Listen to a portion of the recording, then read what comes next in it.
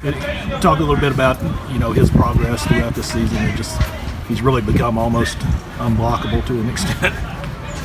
Yeah, I know that term's being thrown around, but I think Coach House has got a real good game plan for the whole defense. I think we're playing really good football defensively, and what that does is it frees up some opportunities for guys. We got our hands on a lot of balls last week in the secondary. Josh got after the quarterback a little bit last week, and Boog got in the action. The interior guys have been playing outstanding. People always, a lot of times they focus on one or two guys, and I think Josh understands that it takes 11. That's from the very first day we talked about. Every sack that comes out takes 11. Everybody's got to do their job. Got to keep the quarterback back in the pocket. DB's got to cover. So, but yes, he's playing at a good level. But there's still a lot of mistakes that we need to clean up, and he knows that, and we've been working. He had pretty big numbers at the beginning of last year, and then kind of tailed off towards down the stretch. How do you prevent that drop in production from happening? Honestly, we're not. And I think it's kind of the theme for our team. We're not looking back. We're looking forward. Everybody knows that. He knows that. But he's a different player. He's in a different mindset right now, and so he knows he's in a move forward kind of mindset. He's not content with what he's done, and we're not content, with where we are as a team, as a defense. 5 games is just that. 5 games means you got 7 left, and hopefully more after that. So we're trying to progress. Again, it's a lot better to be 5-0 than any other record, but that can flip in a hurry, and we've preached that. Not just the coaching staff, but player accountability. They've been all over it this week. They understand what they've got to do. Big game before a bye week, and it's the next one. It's another conference game, so we got to get down there in a really, really hostile environment and play really well. Does he get irritated on misholding calls, possibly misholding calls, and if so, what do you do to try to calm him? No, if you're a pass rusher, you're going to get held at times. I mean, there's not to get every O-line coach in America mad at me, but there's holding on every play. But offensively and defensively, there's things that go on, and you got to live with it. You got to live with chip blocks and holds, and that's, if you want to be an elite pass rusher, you learn to just play through that. And if you let that frustrate you, then you're just going to be an average pass rusher. A&M's given up quite a bit of sacks on film. Where do you see the breakdowns?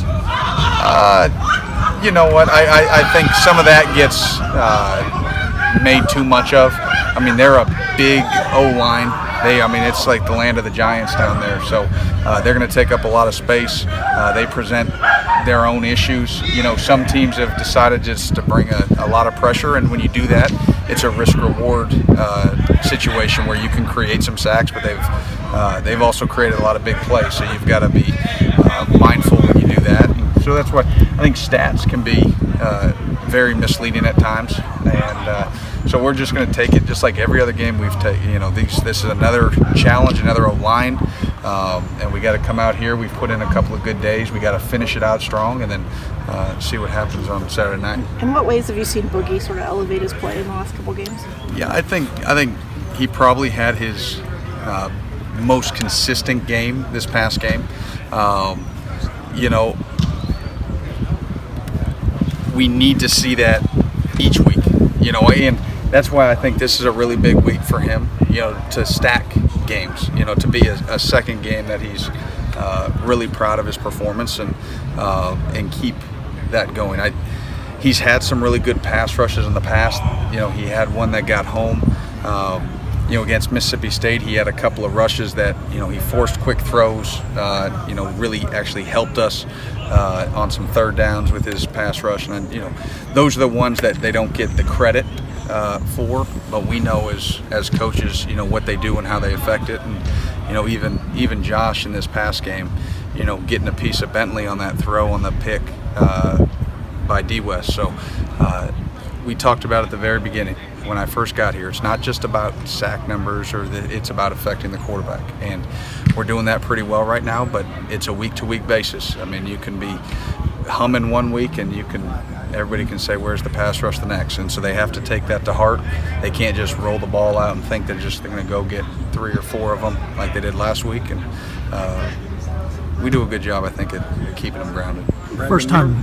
When you were with the Colts, were you already aware of Josh as a draft prospect, or had he come up in those conversations? He had not. I did not know Josh until I got here. What were your first impressions when you got on campus and met with him or watched him in film? You know, you could see the talent, but like we've discussed in the past, and you know, there were things that we really wanted to improve, and he took those to heart. He's put in the time, and the thing that I'm probably most proud of with Josh right now is the things that we're practicing and emphasizing he's putting into play in the game. And you know, I've been able to put cut-ups together and say, okay, look, this is what we did in individual.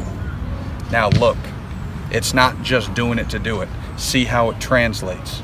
See, when you don't do it, this is what happens. And you know, when we didn't do it, there were a lot of missed opportunities in Mississippi State.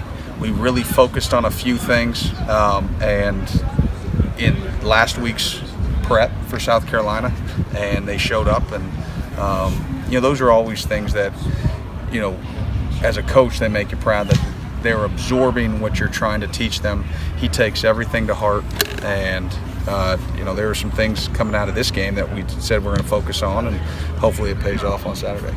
Earlier today, Jimbo Fisher mentioned that Josh's versatility has allowed you guys to use him in some ways to avoid people from scheming, to, you know, just focus on him. How has that, you know, helped him do what he's doing now, the ability to kind of move around and do a lot of different things? Yeah, you know, yeah, I think the scheme in general, and I said Coach House has done a great job of putting these guys in positions, and the fact that he doesn't have to get into a single stance and a lineup on a single side of the ball is a big deal, and that's what the 3-4 defense gives you. And you know, it's a harder position to play as an outside backer because you have to do so many things, you know. And then, you know, when you drill those techniques, you don't have nearly the time because you have multiple techniques that you have to drill, as opposed to, say, a 4-3 DN where you can spend all your individual drill on pass rush, or just out of a left-hand stance, or just out of a right-hand stance. And so he doesn't get that opportunity, but what he misses in those cumulative reps, he gains in the fact that we can put him in different spots, and he aligns in different areas. And the same thing with Boogie, or any outside backer in a 3-4 for that matter, that it allows you to put him in some spots to try to create favorable matchups. And you know, and at the end of the day, it's about winning your one-on-one, and that's what he's got to do. It's his capacity to pick up all that stuff and execute it, speak well to at the next level when he moves on to. Yeah, I think it does. I think it's one of those things that pro scouts, you know, love seeing, that okay, this is a guy that can do multiple things. He's not one-dimensional. And we always say the more you can do, the better. How's Jordan Wright doing? Jordan's really progressed, you know, since the Murray State week. I think every week he's shown progress. You saw he was able to get some good special teams reps, and even jump in there for a snap or two in this past game. And so we're looking forward to him progressing throughout the season and getting more of those reps.